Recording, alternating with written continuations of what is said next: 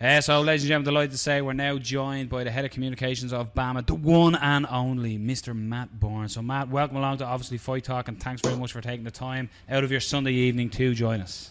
Yeah, that's no problem. Yeah, I'm just in the middle of beginning my sleep cut week. While fighters are weight cutting, I'm actually depriving myself of sleep because by the time we get to Dublin, I'm not sleeping all weekend. So yeah, I can vouch for that because when I see you on the fight day, you run around like a madman and you don't stop. When I'm going home saying I'm going for points, you're still running around like a madman. So I can certainly vouch for that. So, man, let's dive into it. This is BAMMA's third show. Originally was scheduled to come in June, but this is the third show here in Dublin. I'm expecting a huge turnout as usual. Again, BAMMA has delivered a spectacular card. Although you have been hit with some injuries through the card, it's still... I think we're looking at it in and around the 15 to 17 to 18 fights on the card, so a well-stacked card again.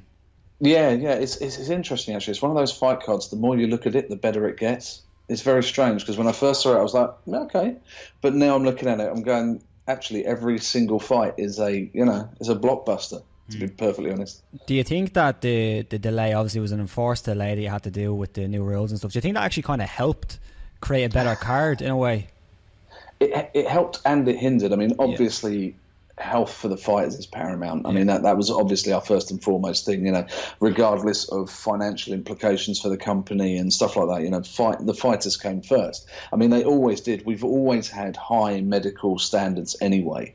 Obviously, the situation that happened caused us just to push the bar up just that little bit more.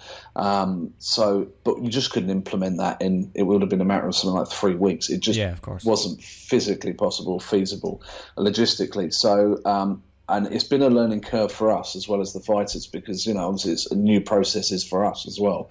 Because we're not only just doing this in Ireland, we're going to be doing it in the UK and every single show that we do beyond that. So we've sort of learned, Jude Samuel, our matchmaker, is now probably the UK's foremost expert on MRI and MRA examinations because he's literally learnt it line by line exactly what it is, where everything would go. So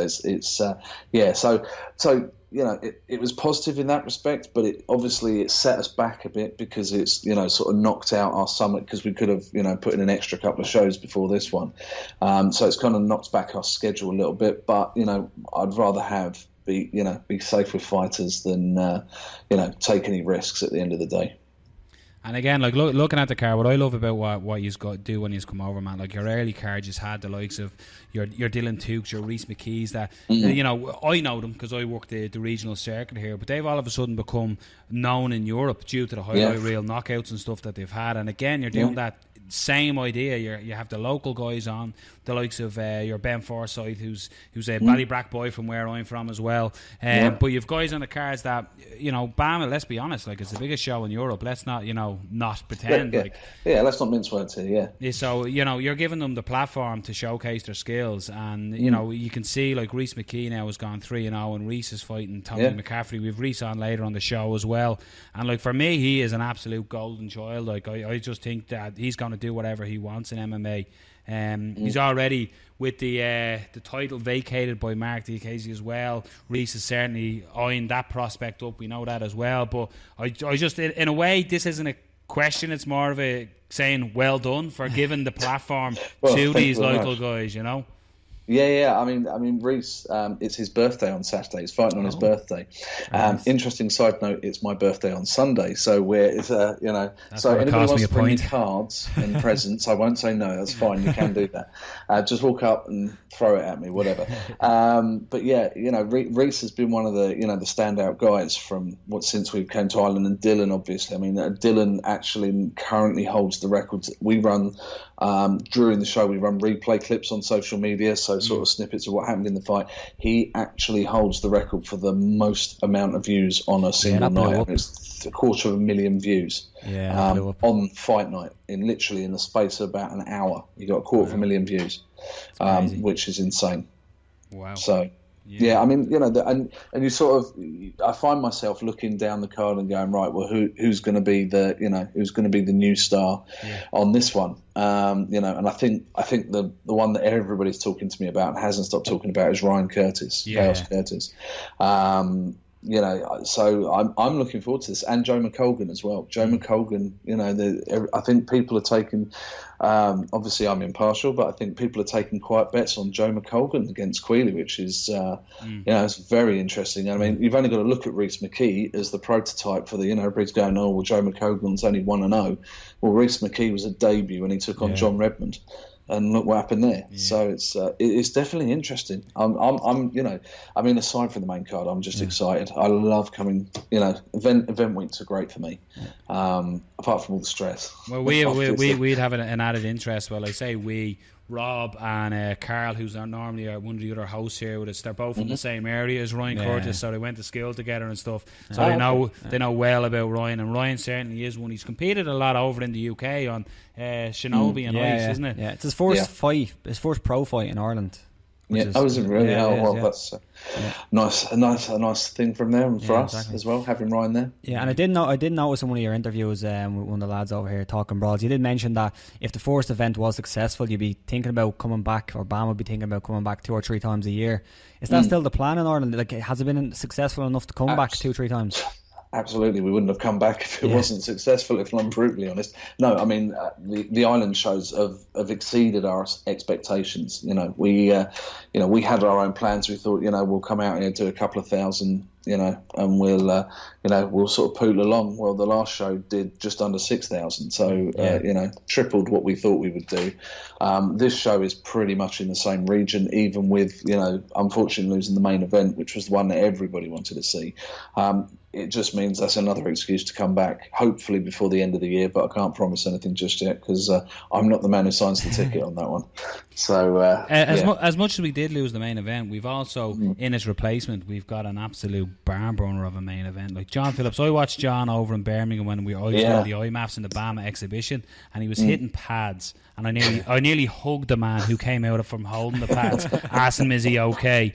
Like, I don't know why they call him the White Mike Tyson, but like, it's just, and then you look at Devant's last destruction of Bourne here in BAMMA. Like, I didn't see that coming. Like, the greatest respect, I just didn't see that happening. Like, that result. So this, for me, this fight again, it's just an amazing. It's a don't blink. It's sit there like with your eyes like that, like watching the fight just in case. Like, it's a phenomenal main event. Yeah. Well, yeah. I mean, obviously it was originally our co-main. I mean, John Phillips is just something else. You know, he's an absolute juggernaut with those fists.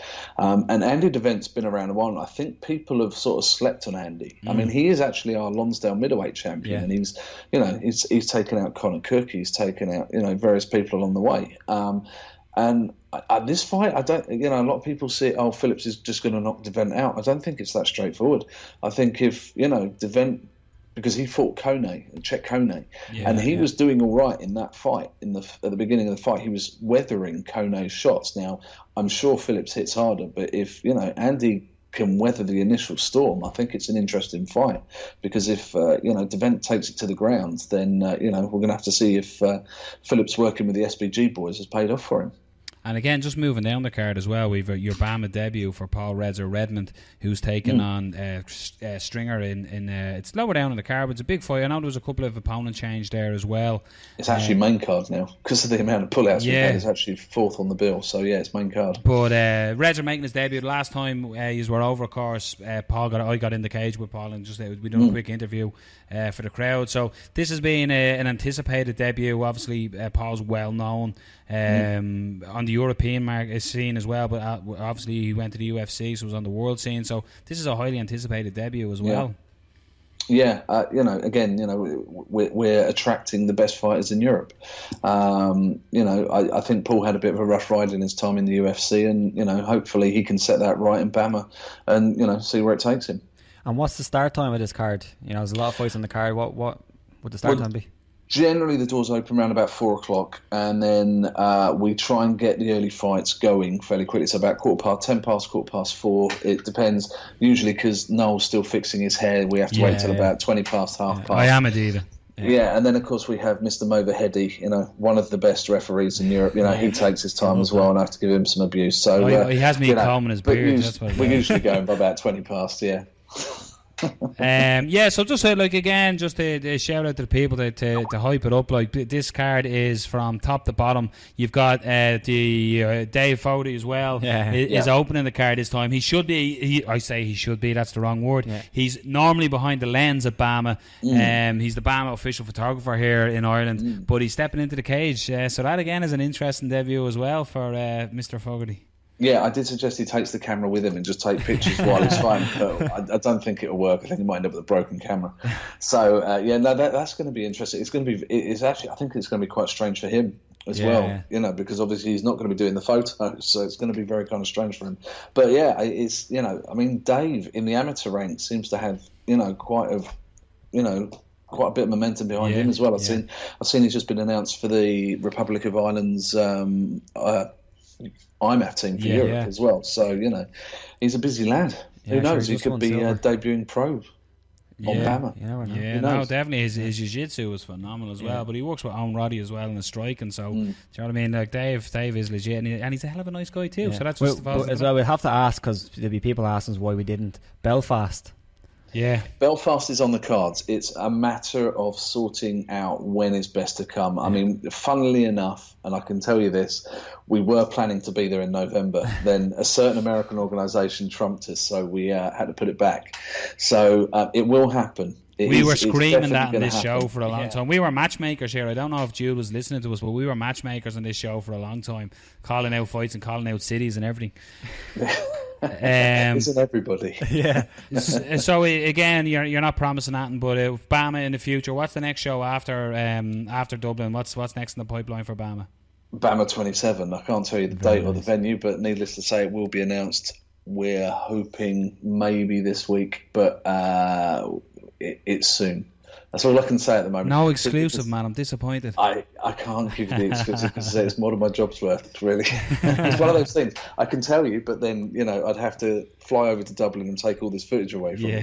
So breaking news, BAMMA 27 is happening. Yeah. BAMMA 27 is definitely It's going to be after BAMMA 26 and before BAMMA 28. BAMMA 28, yeah. That's impressive.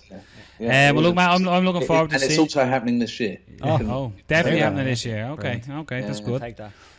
So thanks for taking the time. I look forward to see you when we're over this week. We'll nerd out and talk movies. As he is a big nerd as well. I know Did your opinion change at Ghostbusters, by the way? What? The new one. No. You were like me. I had the same opinion of it on social media. You just went a little deep on it. But it's not the worst film I've seen this year, I have to say. Yeah. It's top 3, but it's not the worst. And how did you find Suicide Squad? I actually quite liked it. I can't see what all the fuss is about. I don't know why people are, ragging on it. It wasn't that. I mean, you compare it to Batman versus Superman, it's Oscar-worthy material. I quite liked it. I liked its vibe. I liked its look. It's not a perfect film, but it was all centered around Margot and Will Smith, I thought they were perfect. So, I quite enjoyed it. But to answer your question, the worst film of this year is The Neon Demon. Absolutely terrible. Bad. Film. Have you not seen this? This must be the one movie. Rob literally puts pictures up either in.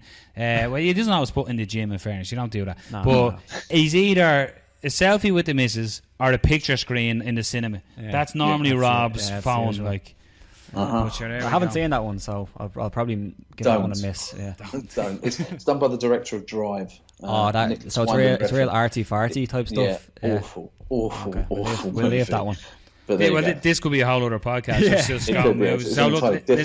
Listen, we'll let you get back to exhausting yourself of no sleep for your training camp to get over to us. We'll toast on Saturday evening to celebrate, I hope. Absolutely. And I'll see you Thursday at the press conference. I'm actually on work, so I'm going to have to try to swing that off. You're not going to pull a sickie or anything? No, I don't know. This will be out, so I can't say. So listen, worst case, we'll see you Saturday, and thanks for taking the time. Sure. And by all means, tune in because we're going to be joined now by Alan Philpott and Aaron Blackwell. So that'll be up. You'll give that a listen tomorrow. Absolutely. Right. No, I wouldn't want to miss it. I'm just going to go and put my tin hat on because I think those two are going to be throwing shots at dearie me. Good luck. Thanks very much. Listen, cheers, Matt, thanks for the time. Cheers. No worries. See you later. Good night. Take care, man.